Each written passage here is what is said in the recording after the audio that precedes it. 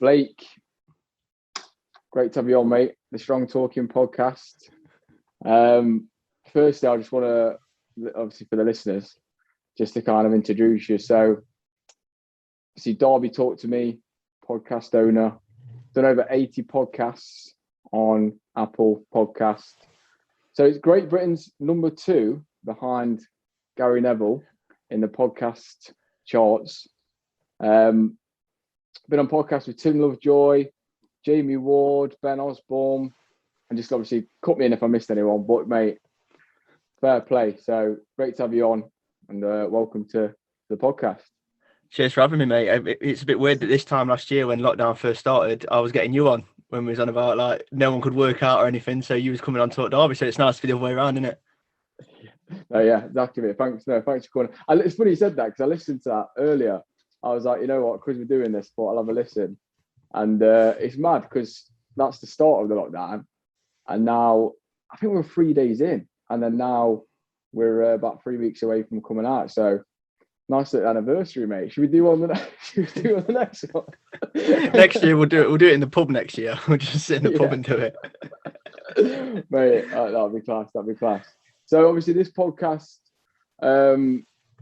obviously just obviously talking to the listeners here that I want this podcast to be on mindset, like people's personal journey through like the mental health, obviously journeys through overall through like the fitness journey, and just be open and honest about it. Obviously lads and lasses our age, and just to come on and have a good chat as well. But personally, mate, what obviously I think credit to you and obviously your journey and what you've achieved on your podcast and absolutely smashing it. So firstly, like, fair play massively. So well done on that. But I just kind of want you to talk through kind of your journey through kind of, because I know you've been open and honest about your own struggle with your mental health, and I think it's so good for the listeners, for someone like where you're at now, how well you've done, to just like put stuff like on social media and be open and honest about it, mate. So yeah, so it's a bit weird because I've had a bit of a bad day of it today. So I suffer from anxiety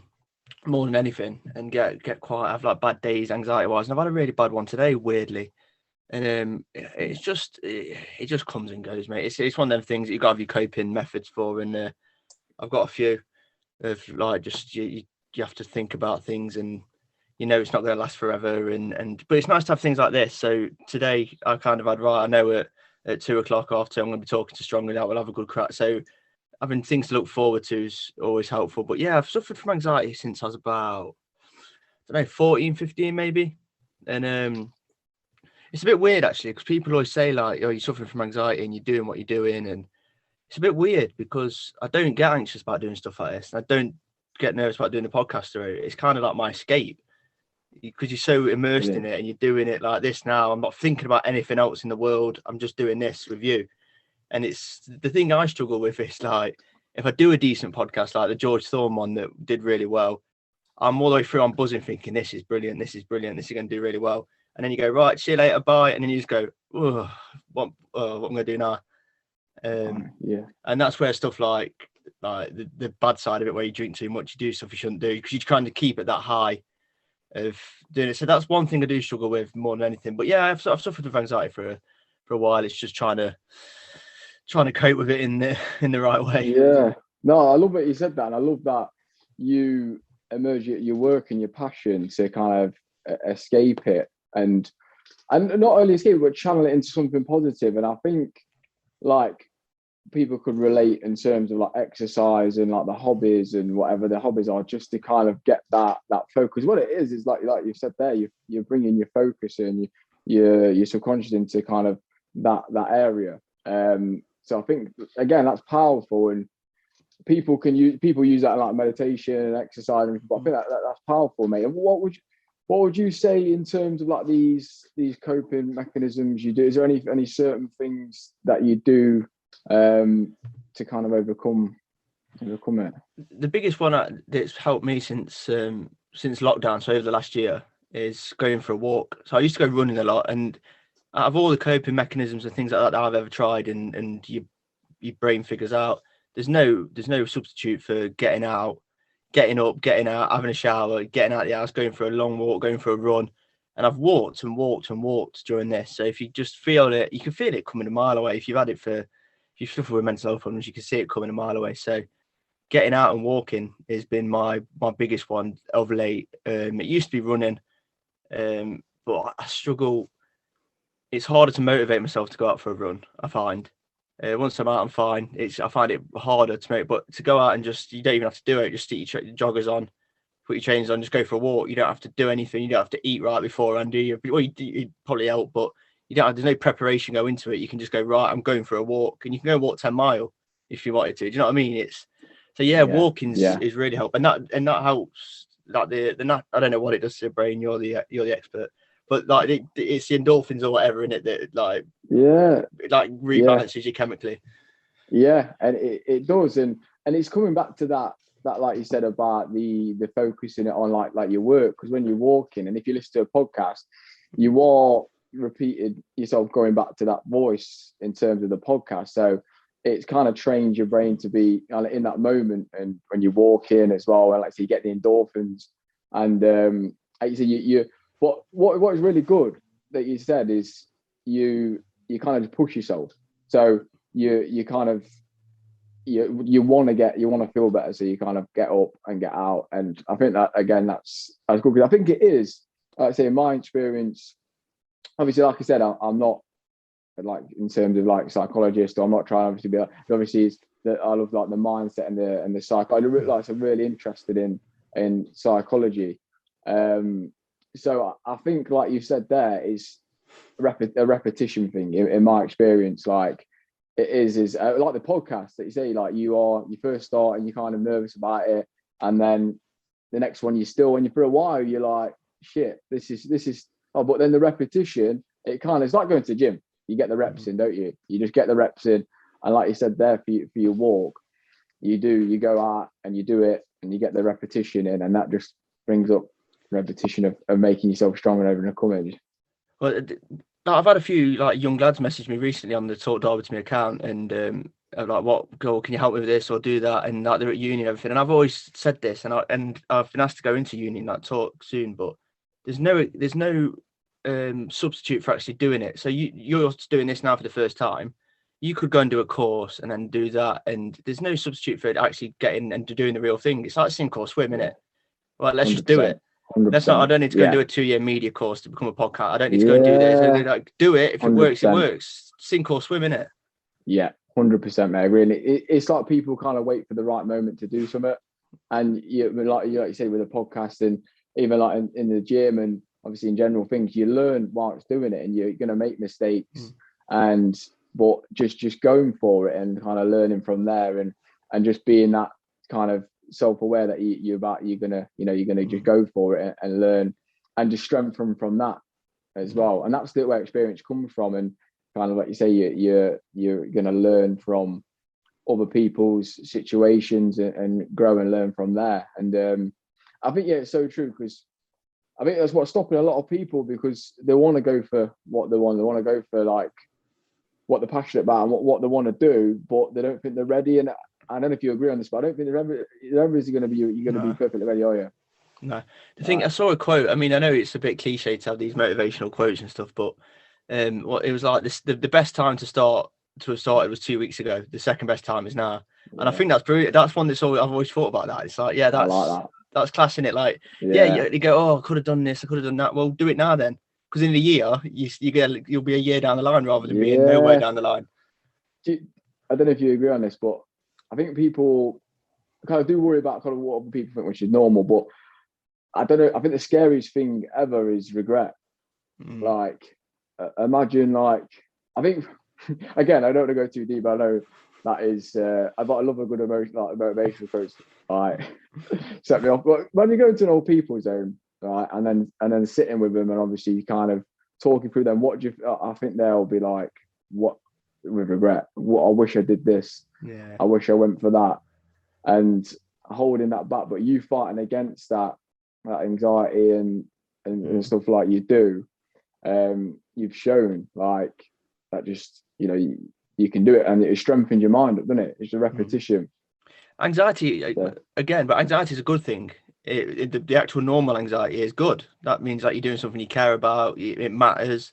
It's when it becomes unhealthy and your brain's tricking you and you're anxious in situations you shouldn't necessarily be anxious into. But if you've got that normal anxiety, that's normal. If you're doing something for the first time, you're gonna have yeah, butterflies. You're gonna be nervous. You're gonna be, and people sometimes mistake that for the bad anxiety. Where you talk to a footballer, you get anyone on, a footballer, a boxer, anyone, they'll go, yeah, but I absolutely shit myself. Not like my last way. yeah, yeah. Mate, yeah, fucking don't know anything on this one. Fuck it. But they'll go like we know like footballers and and sportsmen stuff. Imagine being a boxer, they're gonna shit themselves. Like, it's Yeah, normal to feel like that. But it's like that's because you care. You care about it and it matters to you. You're gonna feel yeah, like that. It's when it becomes unhealthy, when it's like you're worried about your yeah. tax return at 2:30 in the morning and like the price of beans in Russia and stuff like that. Do you know what I mean? Yeah. No, I 100% agree. I also think that there's like a scale. So I think you should. I think it's really unhealthy to have like no anxiety and Mm. like so because it shows that you grow and you put yourself outside your comfort zone. So it's healthy to have that little bit of anxiety, kind of getting worried about the stresses of doing something. Mm. But like you said, I think there's a scale where obviously seeking medical professional advice if it is too far and you can't, like say, get out of bed and you are worrying about like too drastic things. But to have that, I mean, like I could agree, like starting personal training, and like I used to go in the toilets and fucking shit myself and think, oh my, like I don't Oh, want to fucking literally. do this. Yeah. So I went to the toilet. Why did I shit myself in the toilet? I just used the toilet. That's how scared you was. Just put my pants down, looking back at it now in the toilet. But yeah, it's true. Like, and I think you are never going to grow as an individual if you kind of let it really control you. And I think it's powerful that you just keep turning up and kind of fighting that voice in your head where I think a lot of us have it where like that kind of where we starting things and it's just repetition overpowering that, and then there'll get a time where you go just repetition again, you're getting stronger through it. But yeah, mate, I think that's powerful, and I think yeah, what would be like kind of the main tips you would give someone, obviously in your experience, for if someone is kind of struggling like in them terms now? Anxiety wise, Yeah, sorry, like anxiety. Yeah, anxiety. if it's first of all, I say if you're feeling anxious before you're doing something scary, then it's a normal human reaction. It's fight or flight in it. But if it starts to become too much, obviously go and see. I'm not a medical professional, but actually go and see someone Yeah, and talk. That's a big thing. Particularly amongst men. I know it's talked about a lot at the minute, but just say to me, I'm struggling a bit at the minute. And talk through it. And once you talk about some of the things you're worried about, you realise how daft they are, and it kind of go, oh, I don't even know what I was worried about. But bottling things up don't help. yeah, And if you're ever having a day where you're just lying in bed and you're like, oh, I can't do it, get up, clean your bedroom, clean the house, have a shower, put some fresh clothes on, get out and go for a walk, and like get up and do something. Because that's the biggest help for me. I mean, you'll have to push yourself to do it, but get up, have a shower. Do you know what I mean? Be clean. Do you know what I mean? Clean the house. It's just little things like that. Do some ironing. It's all little things that you feel like you're achieving something, little things, and then just get out and do something. That's what helps me anyway. Yeah. No, I love that because obviously it's the little things that then gives you that dopamine rush to kind of, oh, actually, I can do this and I can do that. And again, that's a repetition thing where you just keep doing it, and then till you kind of make yourself forget about how you're feeling, and then the day's there, and then like you say, you're ready to kind of to start the day there.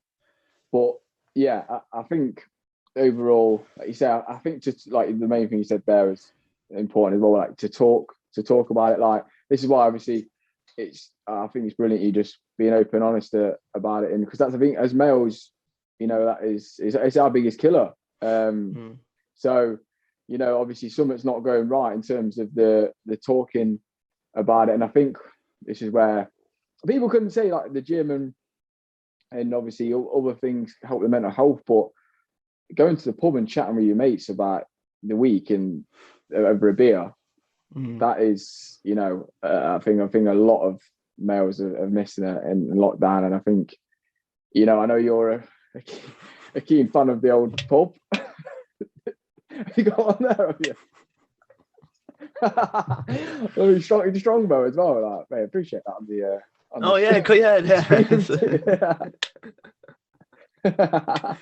Yeah, but the thing, in all seriousness, it can go for that's good, but people often mistake anxiety for if you've gone out at the weekend, had 15 pints, 2 bags, a pill, and then you wake up on a Monday morning, you've not got anxiety, you want to come down. Do you know what I mean? So that's the other thing that people mistake. Yes. You go out and you bollocking Jaeger bombs down you for 5 hours and you wake up feeling a bit shit. That's because your body's going, what are you doing? Yes. Yeah. Do you know what I mean? I 100% agree. I think people do say about obviously anxiety to and say that after, like you said, okay, you say you've got anxiety, but like you just said there, you're not sleeping all weekend, you're boozing it, and Monday you're gonna feel like shit. So it's important to, like you say, put that into place where you can control that. And I think people try and extend the weekend and not let Monday come. That's the worry. And then the lack of sleep, and obviously the alcohol and the drugs. Obviously, you're not gonna. But like you said, if it's a anxiety where you're kind of not doing them things, then it's to concentrate on, like, I know, sleep, hydration, and getting some good positive habits in have definitely helped clients in my experience. But do you think, maybe you agree on this, but do you think kind of like fighting against it? Because I know, like, kind of people I've had like clients before where they've said they've been advised to kind of, take a step back, kind of like relax, don't kind of go to work if you don't feel like it. Or do you think, I don't know if you agree on this, I kind of think pushing against it on the flip side, getting that repetition, like we spoke about, getting the repetition and doing things that you kind of don't want to do to strengthen the mind and show yourself, you know what, I'm not letting this thing control me. Flipping against it. I don't know if would you agree on? Yeah, I kind of right. I mean, I wouldn't say that if it's work or whatever that's making you anxious, then I wouldn't recommend sort that out before, whatever's the thing that's making you anxious, sort that out before you. But yeah, I am in the camp of I ride it out, because my brain's kind of, it's at a point now where I'm trained. My brain's trained itself to go like, right, I feel like this, but I know it's not going to last forever. So it's like, just ride it out then. Yeah. I think the worst thing for me is if I have an anxious thought and chase it and think, okay, so that, and then you go down that corridor, it's like no return. It's here we go. Like, you just have to go, no, just ride it. So yeah, it's hard. I think if you do feel it, I think you got to try and get to. There'll always be something, a root cause inside you that's there'll be something inside you, and it's getting to what's making you anxious and try and sort that out. I think that's the cause. You can kind of you say you stay in that cause, and but like overall kind of getting to the root of the issue, would you say? And then obviously progressing from there. But on the kind of the point of us as males obviously going out for I think anything, I think in moderation, like it's we go out and then it's good to chat, and then like that can kind of promote our mental health, I feel. And then said the absolute 3 or 4 it's like anything in moderation though, isn't it? It's like even the gym can be bad for your mental health, because you can just over anything that it's danger in the dosage, I feel, into, and like you can over hammer anything to kind of make you kind of feel that way and just over consume things. Yeah, you can see. I've seen lads that come in the pub that you can see the gym's taking over their life a little bit, and then like you see the bad sides of it when whatever they do, they're not getting big enough, so they're doing other things, and you can see it. But there is like a big group of lads from where I'm from where it's their life. It's just like, right, who's the biggest? Let's get bigger, and that can't be healthy either. I mean, I'm not one of them, but that can't be healthy, surely. Yeah, you're right. It's the hardest thing in life, mate, getting that balance right. But I think anything like the danger in the dosage and is in a lot of things, in terms of like gym, in terms of alcohol, in terms of narcotics and everything. But yeah, I just want to quote this. I love this post that you did. It's not anything from like 5-10 years ago. Don't worry. Oh, I was gonna say, making me anxious. Cancel culture you'll be fucked out. Oh, geez, some of the stuff I put on Twitter 10 years ago. Look, I did. That is one of the things I think. Oh my god, if someone digs one of them up, don't, because people will be searching now. There we go, career over. You better get deleting after this, mate. You get it in like the Zoom quizzes where they bring something up from, and you starts twitching. All right. No, because when I started at the BBC 4 years ago, I've deleted everything and remade them all. So there's nothing on record. It's only if someone's got some busybody's got a screenshot from about 5-6 years ago when I was going on rants. But fingers crossed, there's nothing on the internet anymore, apart from a couple of convictions. So this Facebook days it was. So I think this is kind of like kind of what I get across and why I love how Blake is open and honest about it, whilst putting it into a humorous way as well. So he put Fallows 0, anxiety 1. Don't know if it's a lockdown, workload, or just because I'm a nutter. Always taught though, how is everyone? And I think, mate, that, again, I know we're laughing here, but and I know it's kind of it is a serious, but you putting that there is powerful because of kind of what our the kind of, like I said earlier, the biggest killer. So it's of males. So if we can get into a point where we can like say, shit, man, I'm feeling a bit shit today, I'm gonna put a Facebook status about it, and you got loads of comments jumped on. Got some people that said, yeah, I'm feeling a bit, and people can relate, and they know that they're not the only one going through hard times, especially obviously in the lockdown period. So yeah, mate, I respect that massively, and I think. Yeah, sorry, mate. Go on. It's still bad that I have to put it in a jokey way, though. I can't just go on and put, I'm suffering from anxiety today. Anyone fancy a chat? Jokers with blokes, I still have to take the piss of it. Do you know what I mean? I still can't go on and just go, I'm suffering. I still have to go, oh, I'm a bloody nutter, aren't I? Do you know what I mean? I can't, as a bloke. Yeah. I think that is you showing there, though, that you're human, and that there is that anxiety in an anxious tweet, an anxious status. So people can still relate to it and still, but you've put it out there, and you know, and you chat about it, and then people think, oh, look at it, I think I'm kind of not the only one. So yeah, but I get what you mean. I know it's really, people do joke about it if they are feeling like that, and try and turn it into a funny, like kind of like not trying to hide it, but you can't never read it, can you? You can't never read it, but nah, I think that's powerful. I think that is powerful, mate. And you're showing kind of what you're doing. You're not letting it stop you, and people shouldn't kind of just keep going up, turn up, and not letting it stop them as well. Yeah, nice one. But well, yeah, I'm gonna end these little podcasts with again, mate. Thanks for coming on. My pleasure. Hopefully we can do it again soon, definitely, and see kind of update when we're back in normal life, see how the podcast is doing as well. I've got a few questions to end it with. So number one, who would you want on your podcast out of anyone? Oh wow, great shout. What, Derby related or anyone in the world? Anyone, let's go anyone in the world. Yeah. Wow. I would say Gazza, but he can't talk anymore. I think he'd have good stories, but he's had his teeth. Yeah, he doesn't speak properly anymore because his teeth and that, does he? So, I don't know. The one I really want is a Derby player. It's a Derby player called Paul McGrath, and he only played for one season in the 90s. But I've read his book, and it was crazy. He had so much of an alcohol problem that they had to lock him in the hotel before games and stuff, so he wouldn't go out and get bladdered. Like, he was unbelievable. Like, played for Ireland, steaming all the time, was the best player.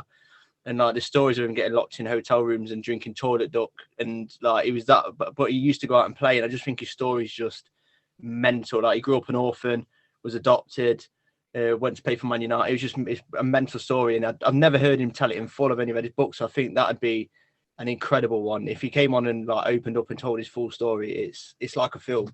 So Paul McGrath is probably my number one. He's a bit like a George Derby, George Best kind of. Yeah, it is. But he Yeah. only literally played for Derby for one season, but he didn't train because his knees were gone. It was like always like full of Guinness out there. It's a crazy story. Like I'm not advocate. I don't think it's big or clever, but I just think it's incredible that you can go out and play at the top level when you're pissed up all the time. I just can't get my head around it. But from all over the world, I'll think of one quick. If not, we could hold you. Ever think about it, Doug? So I've got a few more. Go on, let me have a think about it. Yeah. So I've got pick one. Okay, so first comes to your mind. You've got to pick one. Obviously, the one that you don't pick goes to shit, basically. So, football or beer? Football. Or let's just hold on that one. Whilst he drinks the beer. You see your last week. But you see, I like a beer, and it'd be hard to say no more beer, but I think it'd be hard to say no more football. As he sips his green tea, you strip away. What are you doing? Shredding it? Are you shredding it at the minute or bulking? I can never keep up. I thought we're talking about balance, aren't we? Well, one sip of beer, one sip of tea. Get that balance. No, it's vodka.